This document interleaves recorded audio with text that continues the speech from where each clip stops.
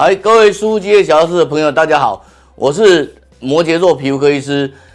只讲科学证据的很会穿抠男。嘿，这次呢，我穿这样子就是要带大家用一大堆的科学证据，告诉你怎么样的洗脸，怎么样保养，可以让你的皮肤重新呼吸，然后不再感觉像皮革一样。哎，各位朋友，哦，这个衣服好紧，真是超难穿抠男。嘿，今天要跟各位介绍的是这样哦，就跟这么紧的衣服一样。我们常常在敏感肌或酒糟或脂漏病人哦，他会告诉你说，哇，我的皮肤从来没有觉得像今天一样会呼吸哦。那之前就是不会呼吸嘛，你知道，就是他跟你说他的皮肤像皮革。那今天要跟各位分享的一个案例是这样子哦，就是他大概在3、4年前来过我们诊所拍照。那我们常常有那个公益免费拍照，就让你知道你的皮肤这样。那拍完以后，他就跟我们讲了他的历史哈，就是说，他国中的时候呢就开始长青春痘，长完青春痘呢就开始用洗面乳，洗面乳完就 A 酸就果酸，果酸又 A 酸又雷射，然后第一代 A 酸也用过，第3代 A 酸也用过哈，然后你所想过的雷射该想的他都想，该做的他都做哈，结果他拍完照以后，其实你知道叫人家清水洗脸，对青春痘的病人来说其实不太能够理解哈。所以他流浪了几年以后，终于回来。那今年回来，他就跟我讲说，他觉得不行了，他的皮肤经过2、3年流浪，整个感觉像皮革一样。他想要处理他的皮肤，于是他就回来。那今天要给各位看的是他在这样子整个皮革的过程中，我们怎么样帮他初步缓解，然后他终于开始觉得透气。那他今年回来呢，我们给各位看到，就看这里哈，看这里，你可以看到他的武士灯哈。有一点点哈，可是它的那个白白的点其实不是那么明显哈。然后再看这里，再看这里哈，你可以看到它的皮肤有点黏黏的、脏脏的，有一些脏东西这样。那这些东西我们后来教他先做清水洗脸，然后之后用一些橄榄油闷敷，用一些产品稍微闷敷。那大概经过了差不多10几天、20天吧。他回诊的时候，第2次还是第3次回诊我都忘了，才第2次还是第3次回诊而已。他就跟我讲说，宋医师，我第一次感觉我的皮肤从皮革变回来的。今天既然扮演那个很难穿抠男哦，当然就要叫小编给我们一些证据来看一下。这个各位可以看到，就是刚刚右上角这一张哦，你会发现它的点其实有了哈，但是没有很明显。然后抹完橄榄油以后，整个皮肤就出现很明显的白的现象哈。然后这个是他的右脸，这是他左脸哦，两个是一样的问题哦。这里要跟各位讲，在使用橄榄油的时候，如果你上去网络上查，他会跟你说橄榄油破坏角质，他这样的讲法基本上没有错，可是基本上也是错的哈。什么叫做没有错又是错的？你回过头想想，我们已经有病人用了8年、10年、10几年的橄榄油，如果角质真的被破坏，这些病人其实他们的橄榄油是不能使用。但是我们确实在一开始的时候看到橄榄油破坏，那给各位看一下那个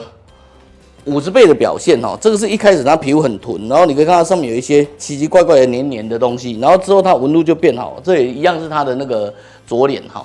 然后这是它的右脸的部分哦，你可以看到。我们都是很标准的有质的地方，你可以看到纹路慢慢变好。纹路变好的意思就是说，第一个你可以想象它有没有把上面的老废角质，就你刚刚看到武士灯上面那些白白的东西，它事实上是老废角质被剥落了。但是它之后它有没有破坏皮肤？没有，它的纹路慢慢变好。如果要破坏皮肤，你应该看到糜烂，可是我们看到的是纹路变好。讲到证据，证据当然不是一次嘛，当然要连续嘛。像刚刚那个图，你当然可以说哦，那个角质，这是刚刚的第2张哈，这也是第2张，第2张右脸，第2张左脸。你可以说那个角质没有被你移除啊，那谁知道你移除下面会不会整个是溃烂的？没有移除以前当然看的是好啊，所以我们就帮他做了一个那个大敷面。大敷面你可能理解，可能不理解，我们之前的影片有，你自己去看哦。但是大敷面基本上就是把一个角质移除的过程，然后温和的移除。你可以发现，当它移除以后，你可以看到它下面的那个。白色的东西都移除很干净吧，对吧？移除的非常干净，左右脸都很干净，对不对？那这时候我们就来看一下它的移除完以后，你看，即使移除完，它的纹路变得更好，